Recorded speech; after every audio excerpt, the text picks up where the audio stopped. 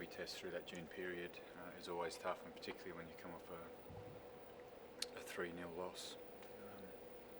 Against the English, I think it was quite an emotional time for those sorts of guys.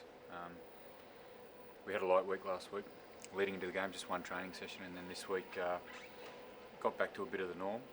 We gave a couple of guys the day off on Sunday. The rest of the squad came in and trained, and then we had a normal week after that. But yeah, you know, travelling yesterday, it was a fairly long travel day for us. Left home at effectively 5 o'clock in the morning, and we didn't get to the hotel until 5 p.m. last night, which makes it difficult. But look, there's plenty of excuses that we can throw out there. The fact tonight, I think, the only thing tonight is that the Blues played some really good football. They were dominant with their carries, dominant with their tackles, looked dynamic, and looked very dangerous every time they touched the ball. I think lucky for them, the weather held off a little bit.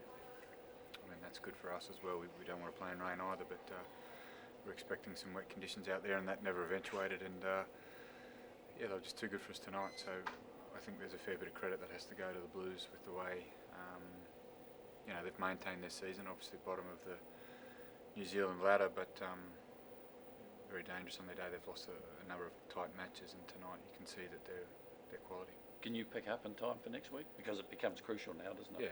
Yeah, we have to. We put everything into this week now, so I guess the beauty of this one is, and if you look at last week, the boys played a test match on the Saturday and had to play Super Rugby on the Friday. So that's, there might be a fair bit of residual fatigue carried over. The good thing about this coming week is that we've played tonight. We don't play until Saturday night next week, so an 8-day turnaround, which gives us a nice weekend off and a full week's prep starting on Monday. So we want to get to the end of the week next week and say we've got no excuses for not playing well. Can you take any positives out of tonight? I think there's some individually good performances out there. There's a number of things that were good. I thought our maul and our scrum were superb. We didn't get enough opportunity with them. Our other set piece plays weren't up to it tonight. And probably our kicking game is something that we've addressed for the last couple of weeks, but it wasn't there tonight. So there's plenty to work on. I think there's maybe one or two positive things, but about 10 things we've got to work on. Do you become Hurricanes fans for a night tomorrow night against the Waratahs? Yeah, that's obviously important for us now. So we're in a battle with the Waratahs to basically finish top of the conference, and that's where you've got to finish to get to the final. So yeah, we'll be supporting the Hurricanes for sure. What's the update on Scott, if you've got one?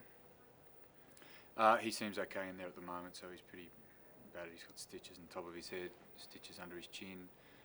He's got a bit of a sore shoulder as well, so we'll make a further assessment probably on Monday there with him. Cool. Thanks, mate.